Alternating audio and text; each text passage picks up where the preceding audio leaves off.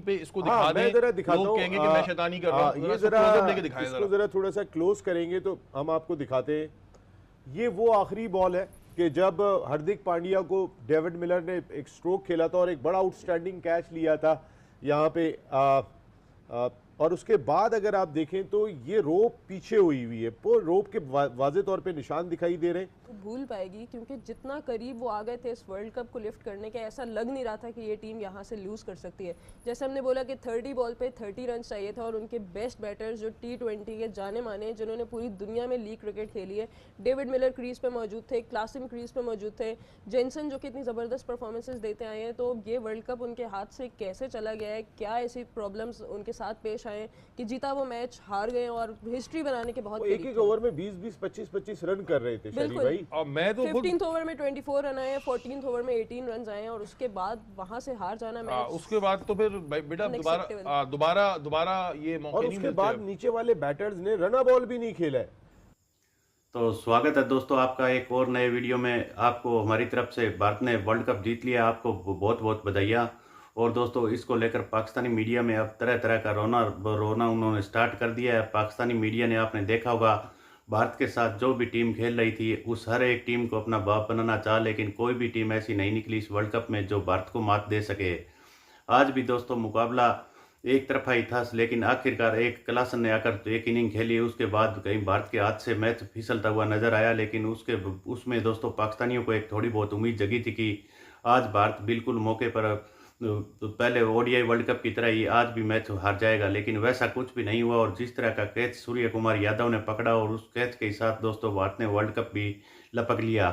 तो इसको लेकर अब पाकिस्तानी मीडिया में तरह तरह के चर्चे हो रहे हैं। तो दोस्तों पाकिस्तानी मीडिया आप जानते होंगे किस तरह पहले भी भारत पर कभी कहता था, ओडीआई वर्ल्ड कप में कहता था कि बॉल में चिप लगी है। इस बार इजमामुल हक ने कहा था कि अर्शदीप सिंह ने कहीं ना कहीं बॉल से छेड़खानी की है।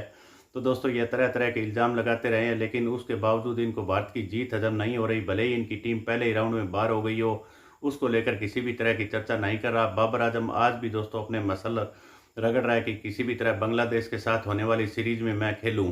तो दोस्तों इनके देखिए किस तरह से भारतीय टीम की एक तरह कभी तारीफ कर रहे हैं, कभी इनको दोस्तों झटका भी लग रहा है। चलिए हम आपको एक वीडियो दिखाते हैं। इससे पहले वीडियो को लाइक जरूर कीजिएगा और कमेंट भी कीजिएगा। चलिए करते हैं वीडियो स्टार्ट। वहां पे ऐसे टारगेट को डिफेंड करने में बुमराह का बहुत बड़ा हाथ है। तो आउटस्टैंडिंग परफॉर्मेंस, नो डाउट जी, बुमराह की बड़ी जबरदस्ती। आज भी 4 ओवर्स में 18 रन देके 2 विकेटें ली हैं और बड़े अहम टाइम पे विकेट लेते हैं बुमराह। 4वें ओवर में विकेट ली और जस्ट 2 रन दिए, वहां से मैच। लेकिन टर्न अराउंड जो है ना वो सिर्फ बुमराह की वजह से नहीं हुआ।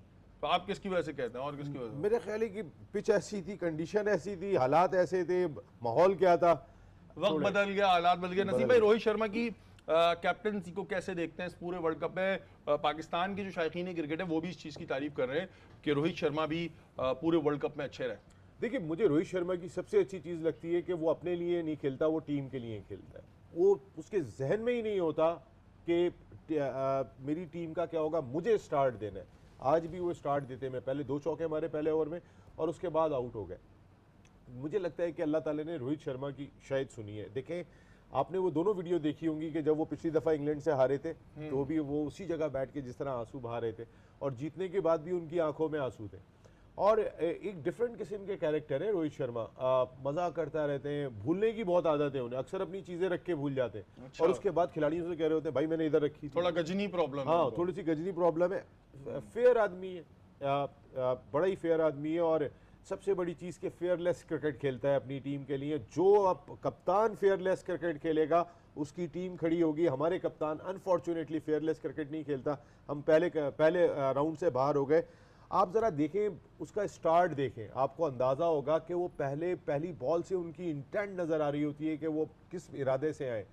हमारी इंटेंट ही नजर नहीं आ रही होती है कि हम किस इरादे। नो डाउट इंडिया के कुछ प्लेयर्स ऐसे बिल्कुल हैं जिनकी वजह से इंडिया आज ये टाइटल जीत पा रहा है। कुछ शरारती खिलाड़ी भी हैं और कुछ मुझे तो नहीं समझ आते। हार्दिक पांड्या ये बस सही है, लेकिन कुछ इनके प्लेयर्स ऐसे हैं जिन्होंने इनको ये टाइटल जितवाया है। और नो डाउट जो जीता वही सिकंदर। इसी बात पे लेते हैं छोटा सा ब्रेक के बाद दोबारा हाजिर होते हैं। कुल वर्ल्ड कप का फाइनल जीत गया, टाइटल भी उन्होंने अपने नाम करा लिया, लेकिन अभी कुछ देर ही गुजरी है और वो चीज़ें हमारे सामने आने लगी हैं जो बहुत ही सवालिया निशान उठ रहे हैं। और उस पर ज़ाहिर है एक बड़ा हमें भी हैरत हो रही है कि आईसीसी क्या कर रही थी, वहाँ पे खड़े हुए एम्पायर्स क्या कर रहे थे, क्योंकि डेविड मिलर ने आते ही जब पांड्या को छक्का मारा था और वो कैच हो गया था, एक बड़ा जबरदस्त यादव ने कैच पकड़ा और हमने भी कहा यार कि ऐसा कोई कैच पकड़ा जाता है। एमन तो कह रही थी कि फाइनल में भी ऐसे मैचेस कैच पकड़े जाते हैं, तो हम लोग ये डिस्कस कर रहे थे। अब सोशल मीडिया पे वो पिक्चर्स चल रही हैं कि जब यादव ने कैच पकड़ा तो रोब अपनी पोजीशन से 3-4 इंच पीछे हुई थी।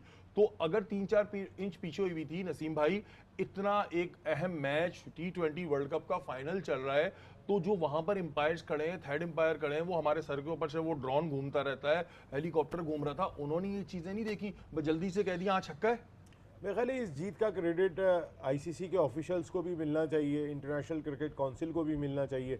देखिए सिर्फ इंडिया नहीं जीता है, आईसीसी जीत गई है या आईसीसी हार गई है। मेरी हमसे अगर सच्चाई से पूछे ना तो खेल को नाकाबिले तलाफी नुकसान पहुंच रहा है। देखिए इंडिया की टीम अगर इस तमाम फेवर के बगैर भी खेलेगी ना तो दुनिया की टफेस्ट टीम है। नसीम भाई मैं चाहूंगा कि आप भी स्क्रीन पे इसको दिखा दें, लोग कहेंगे कि मैं शैतानी कर रहा हूं, ये जरा इसको जरा थोड़ा सा क्लोज करेंगे तो हम आपको दिखाते हैं। ये वो आखिरी बॉल है कि जब हार्दिक पांड्या को डेविड मिलर ने एक स्ट्रोक खेला था और एक बड़ा आउटस्टैंडिंग कैच लिया था यहाँ पे और उसके बाद अगर आप देखें तो ये रोप पीछे हुई है, वो रोप के वाज़े तौर पे निशान दिखाई दे रहे हैं और उनका पैर जो है वो रोप के पीछे है। खुदा न खास्ता हम यहाँ पे कोई हमारी बहुत सारी इंडियन टीम, हमारा पड़ोसी मुल्क जीतने में कामयाब हुआ, हमें खुशी है, लेकिन हम खेल को बचाने की बात कर रहे हैं, खेल की साख को। ये ज़रा आपको बिल्कुल नज़र आ रहा होगा कि उनका पैर जो है वो रोप पीछे हुई है। तो थर्ड अंपायर भी होता है, फोर्थ अंपायर भी होता है, 4 अंपायर, एक तो 2 अंपायर चले ग्राउंड में ऑफिशिएट कर रहे हैं, लेकिन 2 अंपायर जो है वो उस वक्त बाहर बैठ के तमाम चीजों को देख रहे हैं। एक मैच रेफरी 3 ऑफिशियल बैठ के देख रहे हैं और एक इतना सेंसिटिव टाइम, क्योंकि ये कोई वो नहीं था कि चलो हैव टू सी कि कहीं ये थ्रू आउट द मैच ऐसे तो नहीं था, क्योंकि हमने इसी बॉल पे जस्ट ये नोटिस किया, तो आई थिंक कि पहले बैठ के वीडियो में देखना चाहिए कि थ्रू आउट रोप की लेकिन क्या मैच में भी मैं दिखा देता हूँ। सिर्फ रोप अगर आपको नजर आ रहा होगा तो कुछ जगहों से जो है बाकी अपनी जगह पर है, वापस आ गई है। अगर आप देखेंगे रोप और जो बाउंड्री के जितने भी बैनर्स लगे हुए हैं वो साथ साथ है, लेकिन जिस जगह पे कैच हुआ है वहां पे उनका पैर और रोप बिल्कुल वाजे दिखाई दे रहे हैं। बहुत से लोग कहेंगे कि जी ये तो एडोब फोटोशॉप पे होता है, ये तो हमारे घर का बच्चा भी कर लेता है। भाई हम ये नहीं कह रहे कि इंडिया कोई वीक टीम है, इंडिया जीती है, वर्ल्ड कप भी मिलेगा, बेफिक्र रहो, लेकिन इस चीज को जरूर चेक करना चाहिए। ये नहीं कि आंखें बंद कर लें, जाके वो वीडियोस निकालें, उसमें देखें, अब जरा क्लोज करके देखें। हमने हरगिज ये नहीं कहा कि इंडिया कोई वीक टीम है, इंडिया अच्छी टीम है, वर्ल्ड कप भी आप ही को मिल रहा है, घबराए नहीं, लेकिन ये चीज बहुत जरूरी है।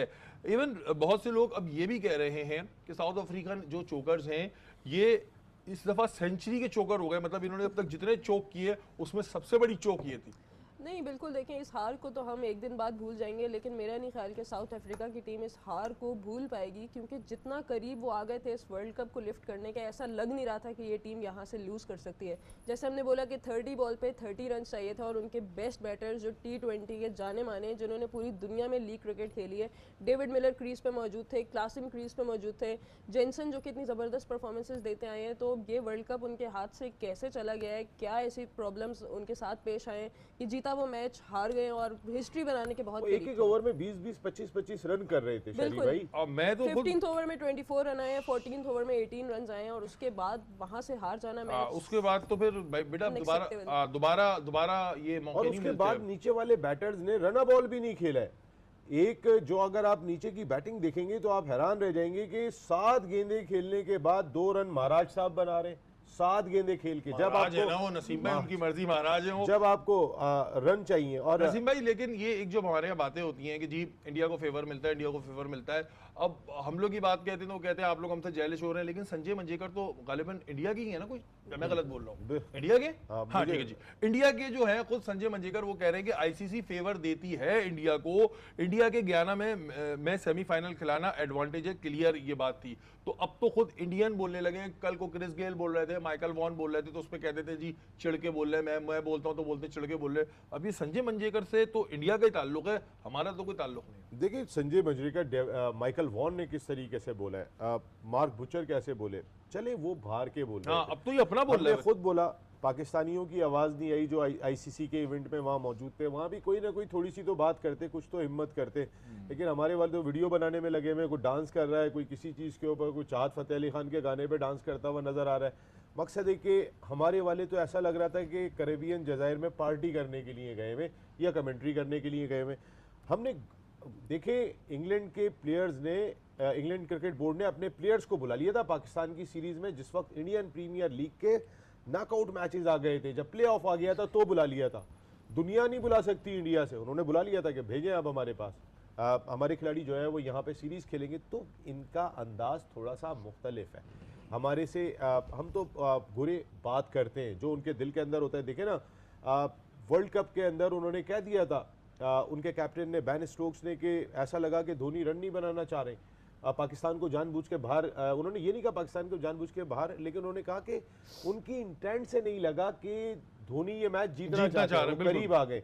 तो अब अगर आज संजय मंजरेकर भी ये बात कहते हुए दिखाई देते हैं, तो ये इंटरनेशनल क्रिकेट काउंसिल के लिए भी लम्हा फिक्रिया है, इंडिया के लिए भी लम्हा फिक्रिया है, क्योंकि अब लोगों के जहन में कॉन्सेप्ट ये आ जाएगा कि जब भी आईसीसी का वर्ल्ड 20 इवेंट या कोई भी आईसीसी का इवेंट होगा, तो उसके बाद तो देखा होगा दोस्तों किस तरह से पाकिस्तानियों के अब बस आपने किस तरह से आरोप लगाने की कोशिश करें। इन आरोपों में बिल्कुल भी किसी भी तरह की 1% भी सच्चाई नहीं है। यह सिर्फ अपने अपने जो जिस टीवी चैनल पर बैठे हैं उनकी टीआरपी के लिए, या कि खबरों में हमारा जब हर जगह ना वह मेरी बात का कोई ना कोई जिक्र करेगा, इसी के लिए एक तो अपने लिए हाइप क्रिएट करने का इनका सिलसिला है। आपने देखा होगा इससे पहले इजमामुल हक भी इसी तरह का बयान दे रहा था, और जिस तरह ये बात कर रहे थे जो अब जिम्बाब्वे के साथ भारत की बिल्कुल युवा टीम जाएगी, उसको लेकर दोस्तों अगर पाकिस्तान की टीम ये अपनी कोई भी बेस्ट टीम ले आए, लेकिन भारतीय आपने देखा होगा आईपीएल में जिस तरह युवा खिलाड़ियों ने प्रदर्शन किया था, उनके सामने भी पाकिस्तानी टीम अगर मुझे नहीं लगता कि टिक पाएगी।